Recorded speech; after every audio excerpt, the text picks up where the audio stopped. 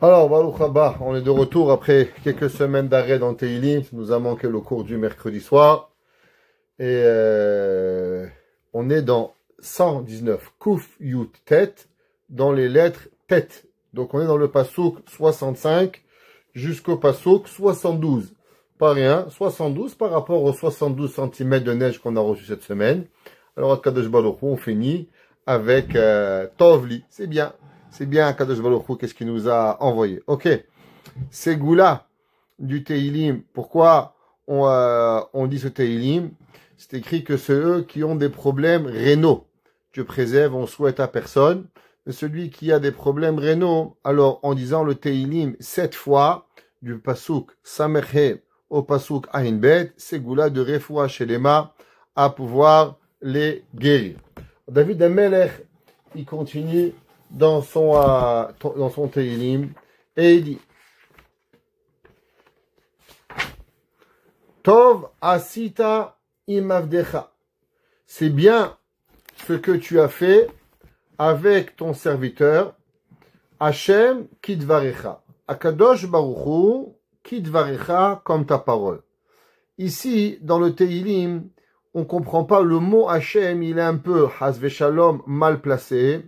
On aurait dû dire Tov Hashem asita imavdecha kidvarecha. Tov Hashem, Hashem il est bien. Asita tu as fait, imavdecha ton serviteur, kidvarecha comme ta parole. David Amelech il écrit et dit Tov asita imavdecha Hashem. Le mot Hashem, chas shalom, mais ça a l'air grammaticalement, il peut un peu mal placé. On va trouver dans ce Teilim, pour comprendre ça, deux explications. L'explication du Ibn Ezra et l'explication du Radak. Alors, le Ibn Ezra, il explique et il dit, qu'est-ce que ça veut dire Tov Asita? Alors, on sait qu'on, dans tous les verbes, il y a un passé, un présent et un futur. Alors, La'asot, c'est faire. Asita, c'est un passé. Et Ya'ase, c'est qui fera. Alors, Tov Asita, le bien tu as fait. Donc, David Amelech, il parle pas d'un présent, il parle pas d'un futur, mais il parle d'un passé. Alors, qu'est-ce que ça veut dire? David Amelech, il dit, Tov Asita. Le Ibn Ezra, il dit que David Amelech, d'abord, il remercie Akadosh Baruch Hu sur le passé. Im Avdecha Hashem Kidvarecha. Comme tu m'as parlé, tu m'as promis, et que tu m'as donné, et principalement, que David Amelech, il remercie Akadosh Baruch Hu, qu'on sait qu'Hachem avait promis à David qu'il va avoir son règne qui va revenir. Malgré que David Amelech, il a perdu son règne, au moment où Avshalom, son fils, lui a pris son règne, il a dû être enlevé du royaume. David Akadosh Baruch Hu avait promis à David qu'il va revenir être roi. Or, David Amelech, il dit à Ibn Ezra, Tov Asita.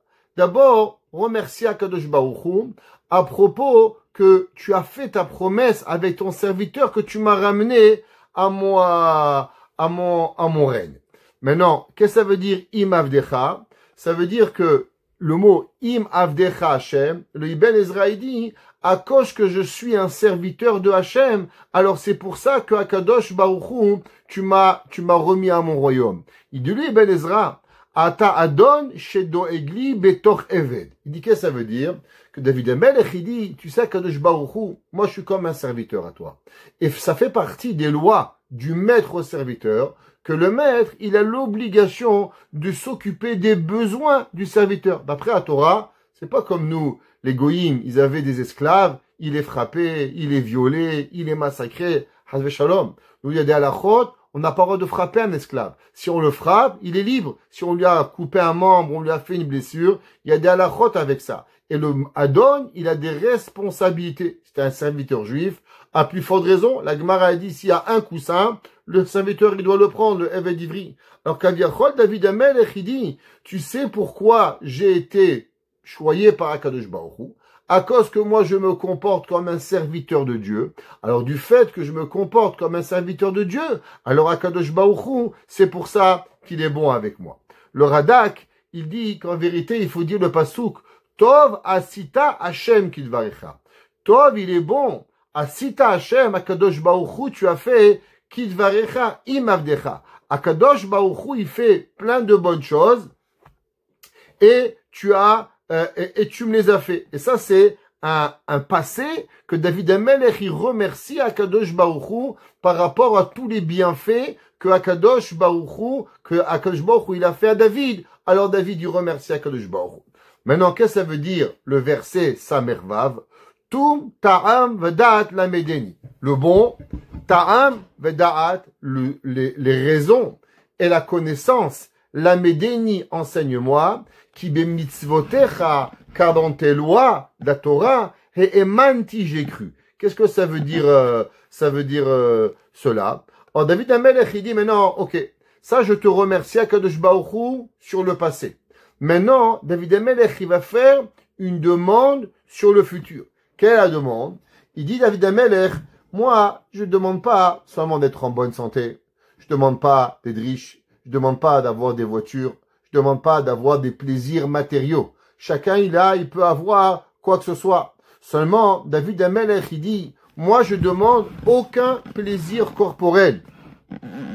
Pas que mes ennemis, ils ne me renvoient pas de mon royaume, ou bien quoi que ce soit, ou qu'ils me tuent pas. Et là, David Amelech, il demande, moi, j'ai envie seulement d'avoir une chose. Moi, j'ai envie de comprendre la Torah de Dieu. David Amelech, il dit, tout, c'est quoi la bon? C'est quoi? Je demande à Kadosh Baruch Hu. Ta'am, les raisons de ta Torah, Vedat, et la connaissance de la Torah, la Medeni, enseigne-moi, qui be mitzvotecha et manti, parce que moi, j'ai envie de l'avoir. Qu'est-ce que ça veut dire, la da'at? David Amelech, il dit, ta'am va da'at. C'est quoi ta'am va da'at? Alors, les Mefarshim, ils expliquent, ta'am, ça veut dire la compréhension, comme quelque chose qui a du goût. En hébreu, comment on dit qu'à manger, il est bon? Zetohem tov, c'est bon. Pareil, David Amelech, il dit, quand est-ce qu'un homme, la Torah, elle est bonne? Ouais, quand l'homme, il comprend la Torah. David Amelech, il dit, Hachem, donne-moi du goût à la Torah. Moi, j'ai envie d'avoir la compréhension de chaque mitzvah que Kadosh Baruch Hu me donne. Et j'ai besoin du da'at. C'est quoi le da'at? Le da'at, c'est la connaissance. L'homme, il veut savoir les mitzvot. Il veut pas seulement savoir les mitzvot une récitation. Quand on était petit, on apprenait la fontaine. Les phrases de la fontaine, comme un hamar. On répétait les mots à mots. On comprenait pas vraiment qu'est-ce que ça veut dire. On répétait. Mais c'est pas ça que David Amelech, il demande. David Amelech, il dit, tam. D'abord, je veux avoir la compréhension et aussi le savoir. Le savoir sans compréhension, c'est pas bon. Et la compréhension sans savoir, c'est pas bon. C'est pour ça que David Amelech, il dit, Tov, tam, vedat, la medeni, enseigne-moi. Ki be mitzvotecha emanti. Car dans ta Torah, dans tes mitzvot, j'ai cru.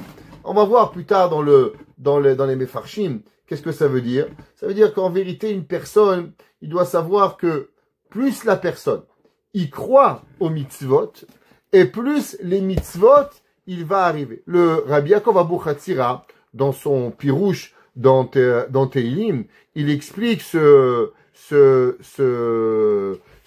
explication de Tov Vadat la Medeni, et il dit comme ça. Mechila. David Amelech, il dit, ouais, que, quelle est la personne? Qu'est-ce qui empêche la personne vraiment de savoir la Torah? Souvent, il y a des gens, ils se posent la question, pourquoi quand on étudie une mitzvah, n'importe quoi, un sujet, une paracha de la Torah, n'importe quel sujet de la Torah, on lit un Rashi, on lit un Ramban, on lit un Maharal, on lit n'importe quel commentaire, on dit waouh, comment eux ils sont arrivés à avoir cette compréhension dans les mots. Et quand vous lisez le commentaire, il fait tellement de sens dans le mot. Je dis ouais, pourquoi moi je suis pas arrivé à comprendre? C'est tellement beau. Pourquoi le commentateur, lui, il est arrivé à expliquer la Torah de telle façon et moi, je suis pas arrivé. Alors, vous savez, il dit Rabbi Yaakov Abuchatzira comme ça. Il dit David Amelech, il vient. Qu'est-ce que David Amelech il demande? Tout vedat dal medeni. Et il dit Arshav uma shaya mevakesh elna.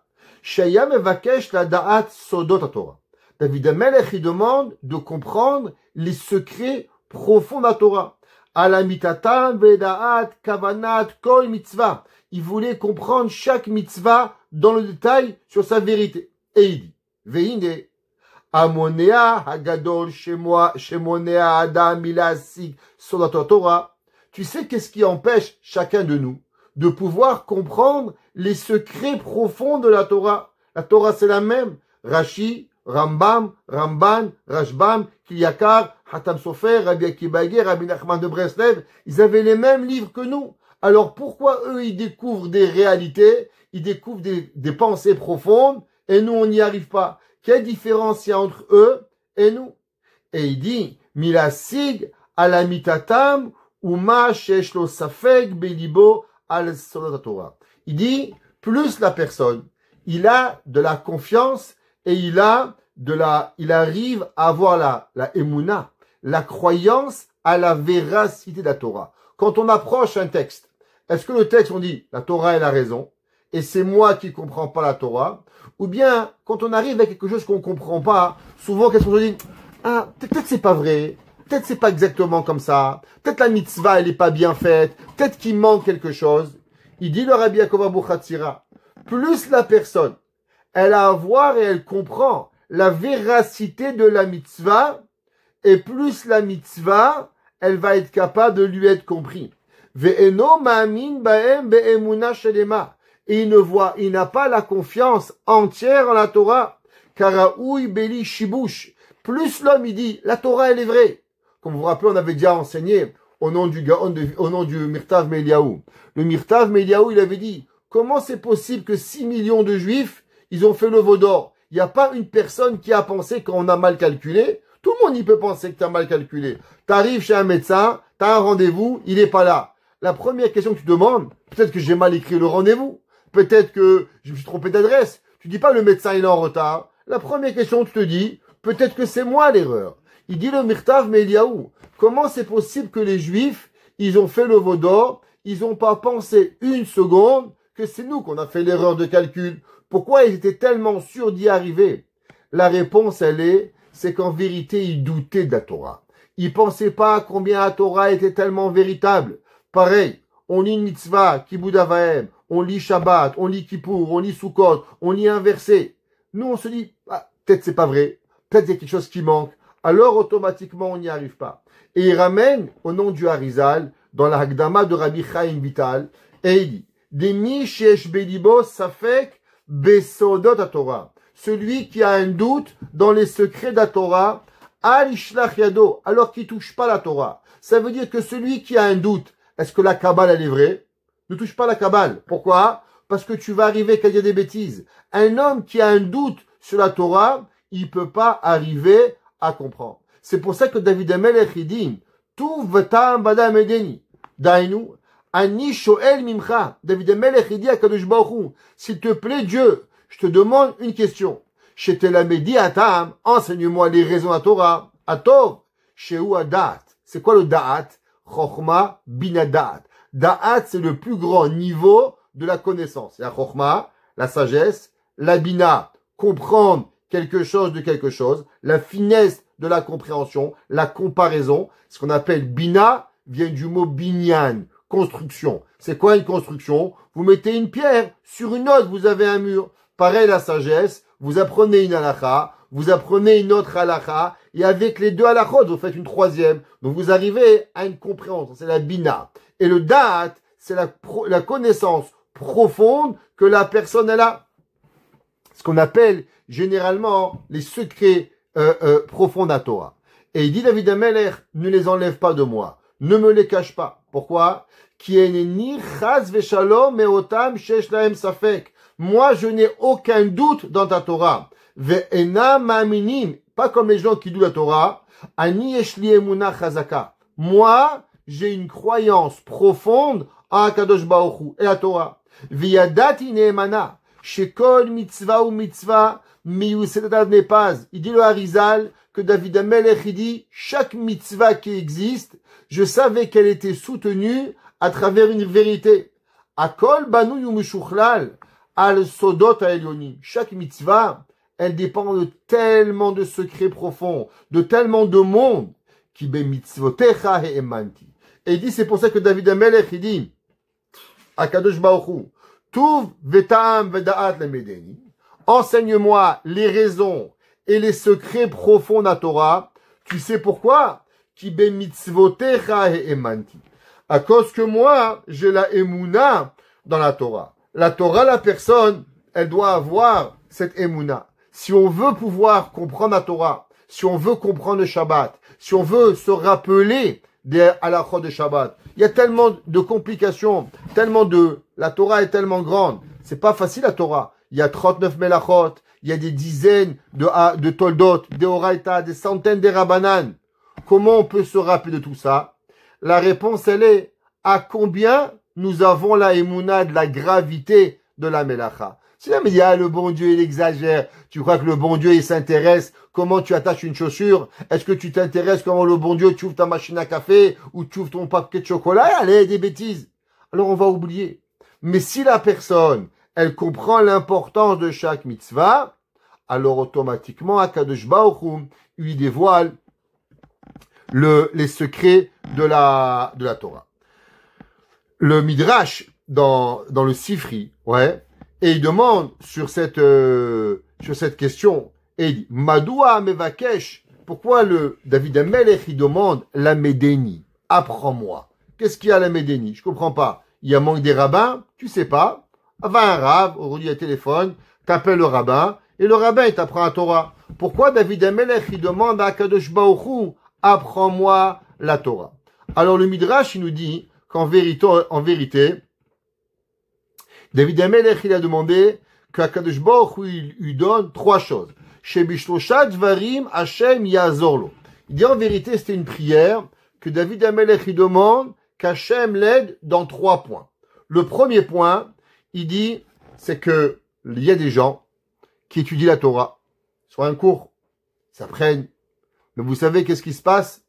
On finit le cours, ils ont tout oublié. Par l'heure du cours de Torah qu'on a appris, Meskenim, il se rappelle de rien. Comme si qu'il s'est rien appris. Le gars, il a appris 1 heure la Torah, 2 heures. Vous imaginez combien de cours de Tehillim on a fait? On est à plus de 220 heures de cours. Et, pourtant, il y a des gens, ils vont tout oublier. David Amelech, il dit le Midrash, il a demandé une chose. S'il te plaît, Akadosh Baruch Hu, apprends-moi la Torah. Qu'est-ce que ça veut dire, apprends-moi la Torah? Apprends-moi la Torah et que je l'oublie pas. Oublier, c'est la pire des choses que l'homme il peut avoir. L'oubli, la Gemara dit que celui qui oublie la Torah, c'est comme si qu'il est coupable de mort. Et il dit le Baal HaTanya, dans le Shulchan Aruch Harav, il dit alors comment on doit faire? Mais l'oubli, on fait pas exprès d'oublier. L'oubli, c'est naturel. Le gars, il oublie. Alors, notre Rav, il disait toujours à la yeshiva, pourquoi tu oublies le PIN de ta carte de crédit? Tu l'oublies pas. Est-ce que tu oublies où tu habites? Tu l'oublies pas. Alors pourquoi tu oublies la Torah? La réponse, c'est parce que l'importance, elle est pas là. Les choses importantes, tu vas pas les oublier. Donc David Amelech, il demande à Kadosh Baruch Hu, s'il te plaît, Dieu, fais que j'oublie pas ma Torah. Fais que la Torah, elle reste dans ma tête. La deuxième chose, David Amelech, il demande, des fois on a envie d'étudier. Vous savez, j'ai rencontré un jour un gars, j'arrive, et il est au magasin, il y avait une Gemara. Je lui dis, pourquoi tu as une Gemara? Il m'a dit, c'est pour quand il n'y a pas de clients. Je dis, quel est le rapport? Il m'a dit, regarde, je te promets, rabbin, je suis là, il y a des clients. Dès qu'il n'y a pas de clients, j'ouvre la Gemara, les clients y rentrent. Il m'a dit, ça ne rate jamais. Chaque fois que j'ouvre ma Gemara pour étudier, le client y rentre. Alors, dès que j'ai pas de client, j'ouvre le livre, le client y rentre. Alors, la personne, le Yetzer Hara, il est comme ça. On a envie d'étudier, vous prenez un Tehillim. Vous voulez, le téléphone, il n'a pas sonné toute la matinée. Personne vous a appelé. Vous dites, c'est bon, je fais Mincha, je fais Shacharit, je fais Arvit. À peine vous prenez le livre à l'armoire, bing, bing, bang, bong, le mari, la femme, les enfants. Wow. Mais qu'est-ce qui arrive? Qu'est-ce qui arrive? Pourquoi pendant 4 heures, on m'a pas dérangé? J'ai lu le magazine, j'ai lu le journal de Montréal, j'ai lu je sais pas quel magazine. Tout était bien. Tu prends le Sidour, tous les problèmes, ils arrivent. David Amelech, il dit, il faut prier pour ça. David Amelech, il dit le Rav Edelstein, le Midrash, pardon, il dit le Midrash dans le Sifri, que David Amelech, il prie à Kadosh Baruch Hu, s'il te plaît, au moment où je veux étudier, au moment où je veux prier, fais que de moi, on ne m'embête pas. Fais que j'ai ce moment-là, ce 10 minutes, 15 minutes, une demi-heure, que j'arrive à étudier. Ça, l'homme, il doit même prier pour pouvoir prier. Il doit même prier pour pouvoir y arriver. Et la troisième chose, le Midrash, il dit, qu'est-ce que David Ameler, il a demandé? Il a demandé qu'on se trompe pas. Combien des fois, vous êtes sûr de quelque chose? Je sais pas si vous arrive, vous êtes certain. Oui, c'est ça. Et quand vous ouvrez le livre, c'est exactement l'inverse de ce que vous avez pensé. Mais je suis abruti ou quoi? Comment j'ai pu me tromper tellement grand? La réponse, c'est que la personne, des fois, le cerveau, on a attrapé un mot à gauche, un mot à droite, on a associé deux mots et on pense permis ou interdit quand c'est pas vrai. En un mot, ça s'appelle Siyata Dishmaya, l'aide du ciel. Se rappeler où c'est écrit, comprendre ce qu'on apprend, ne pas être dérangé et ne pas se tromper dans la halakha. Ces trois choses-là que David Ameler, il demande pour pouvoir y arriver. Vous savez, David Ameler, il a demandé de ne pas être dérangé dans son étude. La Gemara, elle nous apprend, elle nous dit, vous savez, que David Ameler, il avait demandé à Kadosh Baruch Hu une seule chose.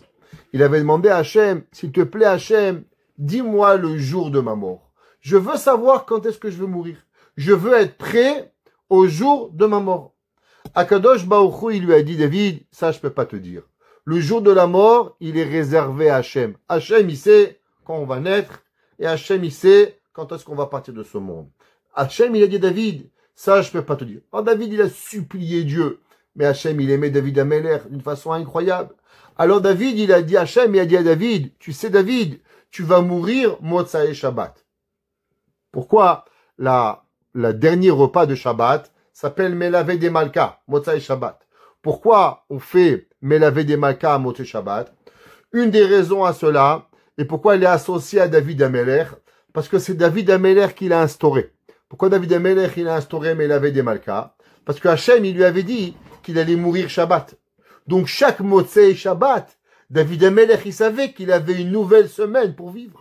Alors chaque Motsei Shabbat, David Ameler, il faisait un repas pour remercier à Dieu que je suis pas mort, parce qu'il savait qu'il avait encore une semaine pour vivre. C'est ça, Melavé Malka. Il accompagnait la reine. Pourquoi il accompagnait la reine?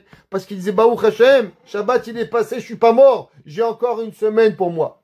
Pareil, vous savez, il y a une coutume chez les séfarades, qui est au moment où on fait Boré Péri à Geffen dans la Havdalah, alors on rigole. Je sais pas si vous avez cette coutume chez les Marocains. Au moment où on dit Rishon Etzion, Baruch Ata Hashem Boré Péri à Geffen, on se regarde dans le verre de vin et on fait un sourire. Les gens, ils savent pas tous pourquoi on fait ce sourire. La réponse, c'est que c'est David Ameler qui a instauré. Pourquoi? Encore une fois, parce que dès que David Ameler, il voyait son visage, son reflet dans le verre de vin de Havdalah, alors il savait que automatiquement, il avait encore une semaine à vivre. Alors la Havdalah, elle faisait sourire David Ameler en se rappelant qu'il avait encore une semaine pour vivre. C'est pour ça que David Ameler, et depuis ce moment-là, on a pris cette coutume au moment de Melavé des Malka, de sourire pour se rappeler le remerciement de David Ameler. La Gemara nous enseigne que David Ameler, il était toute la journée en train d'étudier. Et vous savez, il y a deux choses qui empêchent le Malach HaMavet de pouvoir nous attraper. Un, c'est le chesed, la bonté. Quand un homme, il fait du chesed, tzedaka, tzedaka tatzin mimavet. Un homme, il fait du bien, alors automatiquement, le Yetzer Hara, le Malach HaMavet, le Satan, c'est la même, il peut pas nous toucher. Il nous protège. Mais ça, c'est vrai, mais c'est pas encore le top. Qu'est-ce que c'est qui peut rien faire le Yetzer Hara contre nous? La seule chose, c'est quoi? C'est l'étude de la Torah. Gemara nous enseigne que David Ameler, qu'est-ce qu'il faisait? Il était toute sa vie en train d'étudier. Alors le jour de ses 70 ans, le Yetzer Hara, le Malach HaMavet, il est venu chercher David Ameler. Mais David Ameler, il était en train d'étudier. Et quand David Ameler était en train d'étudier, alors automatiquement, le Yetzer Hara, il pouvait rien faire. Qu'est-ce qu'il a dû faire le Yetzer Hara? Le Yetzer Hara, pour empêcher David Ameler d'étudier, alors il a fait qu'un vent, il vient dans les arbres, et il a fait du bruit qui était bizarre. Alors David Ameler, qu'est-ce qu'il a fait? Il s'est posé une question. Il dit peut-être qu'il y a un homme qui est venu pour me tuer. Faut comprendre, David Ameler était un roi. Malheureusement, il y a beaucoup de gens qui haïssaient David Ameler. Et David Ameler, il a eu peur qu'il y avait peut-être quelqu'un qui est rentré chez lui pour pouvoir le poignarder, pour pouvoir le tuer. Alors il s'est arrêté d'étudier. Et quand il s'est arrêté d'étudier, il est allé dans les escaliers pour voir qu'est-ce qui est arrivé. Et quand il est arrivé, il a trébuché les escaliers et David Amelech, il est mort. On voit que David Amelech, il a demandé à Hachem, Hachem, fais qu'on ne m'empêche pas d'étudier. Pourquoi?